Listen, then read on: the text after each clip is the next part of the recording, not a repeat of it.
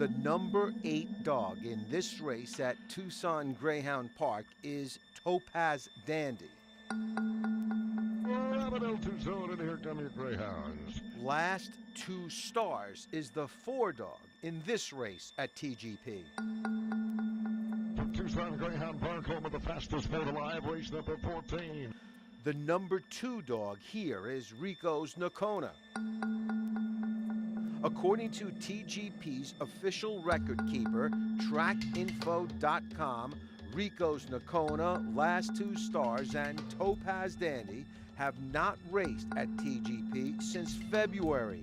Dogs typically race here on 3 days rest. The News 4 Tucson investigators have obtained a list of 38 dogs that have not raced at TGP since at least May 30th. I want to know, where are these dogs? Karen Zoldan is a greyhound advocate who's adopted dogs that used to race at TGP. Tucson Greyhound Park is a business. Are these dogs on the premises? Would they be feeding these dogs for all these months? You know, that costs money. So where are the dogs? The dogs aren't unaccounted for. They are accounted for. TGP General Manager Dale Popp said the vast majority of the greyhounds in question, more than 30, are simply resting in their kennels at the track, mainly due to poor finishes. Dogs that don't finish in at least 4th place in 6 straight races must be rested or reschooled. Popp says most of the others were petted out, meaning adopted. If the conditions are good back there and the dogs are not injured and they're well treated, why can't you let our camera back there to show that to the public? Because I don't trust the portrayal of the media. It's not unusual to give dogs a rest, even if you can't find anything wrong with them, just to give them a rest. For 6 weeks or longer? That might be a little bit extreme. Well, so maybe a 6-week dog, maybe he is injured. But the only way to know how severe, if at all severe, these dogs are injured is for you to show them to us. No, no. They're not on the injury reports, and they're not on the sign-out sheets. So where are they? Sign-out sheets, also called disposition reports, are required to be filled out whenever a dog leaves the track. Do you have the sign-out sheets? Yes, we do. Can you give us those sign-out sheets? No. Actually, I just turned those over to the state. But State Department of Gaming spokesman Greg Stiles told the News 4 Tucson investigators in an email the state does not have copies of the disposition reports, as they are the responsibility of the track. The simple matter is that Tucson Greyhound Park has a history of dogs going missing. Longtime track critic and Tucson councilman Steve Kozaczek is referring to the time in 2006 when more than 150 greyhounds disappeared from TGP after they were supposed to go to adoption groups. Dale Popp has been here a year and a half. The average viewer here might be thinking, why doesn't he show the dogs if he has nothing to hide? The average viewer, and if it's not a special interest group or a member of the media, right now, this is, again, my opinion, the average viewer is welcome back there. Popp also wouldn't let us see the dogs without bringing a camera into the kennels. He said anyone from the public can see them by calling the track and making an appointment. We've posted the list of the dogs in question on our website, along with the tattoo numbers for each, so you can cross-check them. If you have a story you'd like us to investigate, email us at investigators@kvoa.com or call 955-4444. Investigating for you, Matthew Schwartz, News 4 Tucson. And here comes that rabbit, Tucson, and here come your Greyhounds.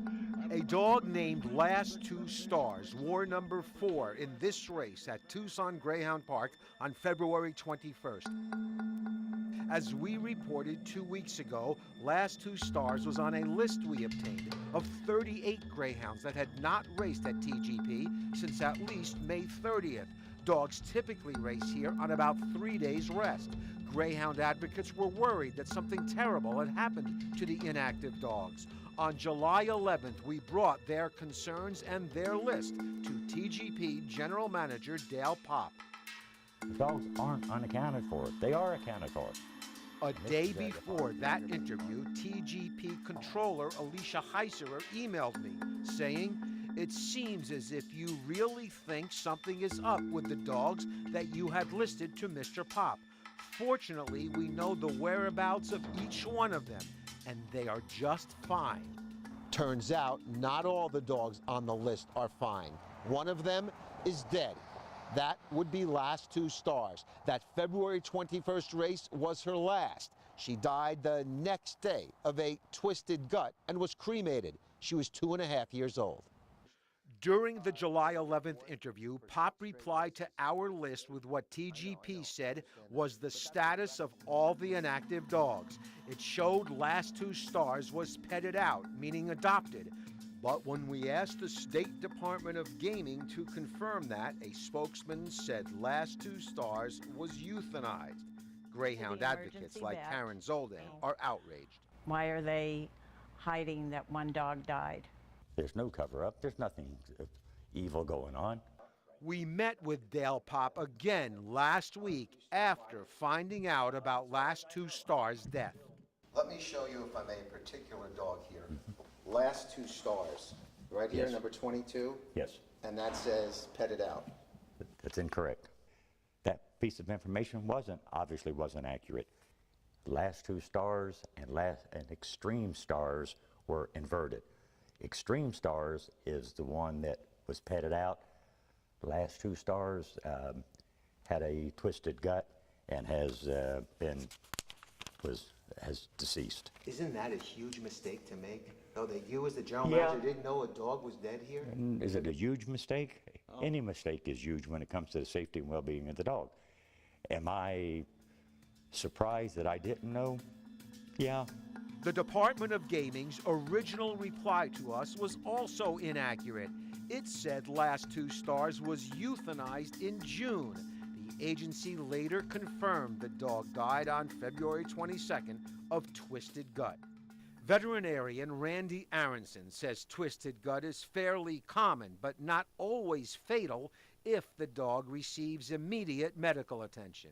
And if you can imagine a Tootsie Roll where the esophagus is going into the stomach, the intestine is coming out of the stomach, it twists on both of those, and things have nowhere to go.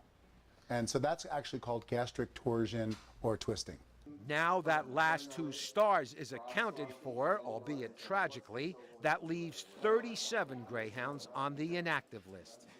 Well, first here is our fawn female, Frosty.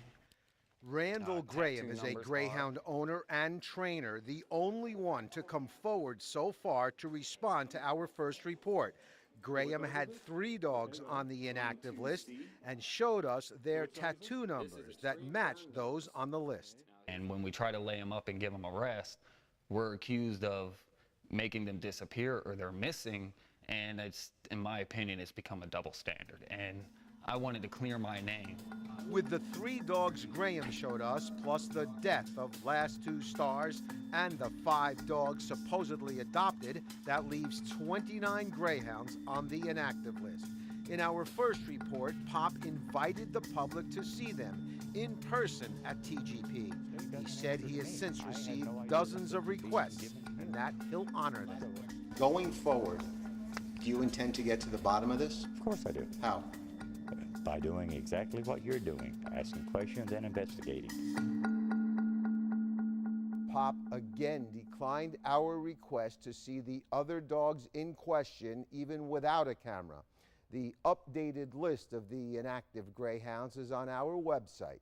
If you have a story you'd like us to investigate, email us at investigators@kvoa.com or call 955-4444.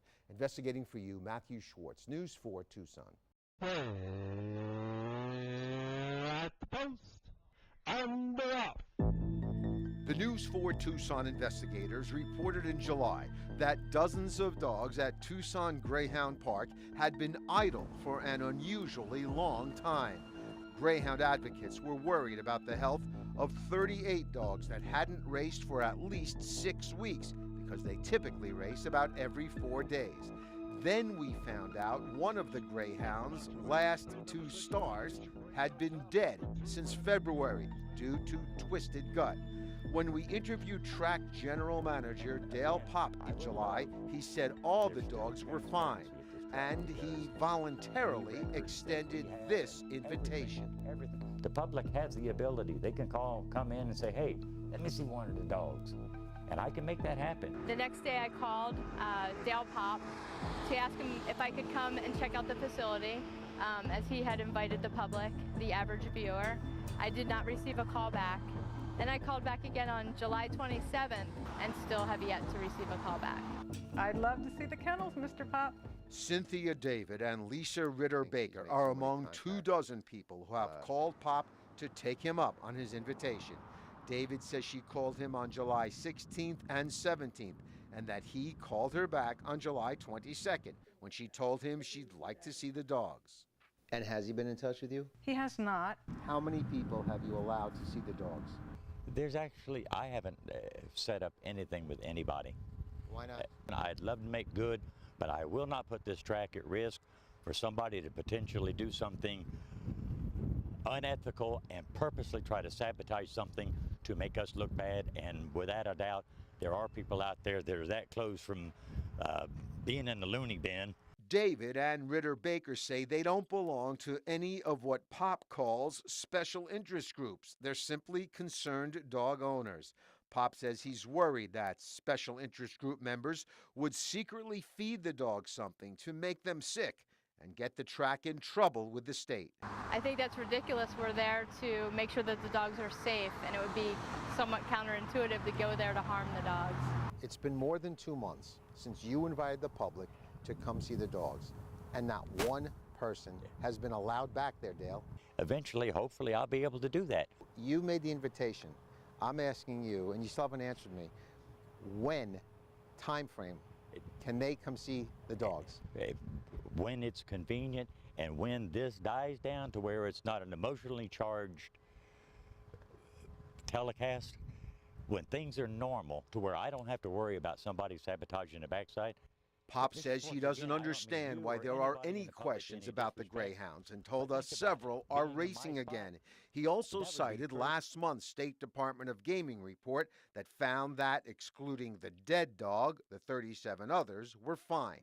But remember, the track initially did not tell us about the death of last 2 stars. And the state initially told us the dog was euthanized in June, and only later admitted the dog died 4 months earlier and was not euthanized.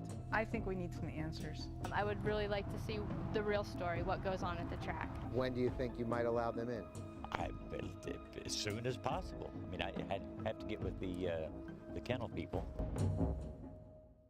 We will let you know what happens about Dale Popp's invitation. One reason so many people are putting Tucson Greyhound Park under the microscope of accountability, the track receives hundreds of thousands of dollars from the state every year in hardship tax credits. As we reported earlier this year, one state lawmaker from Tucson is going to propose in the next legislative session that the tax credit be abolished. If you have a story you'd like us to investigate, email us at investigators@kvoa.com or call 955-4444. Investigating for you, Matthew Schwartz, News 4 Tucson.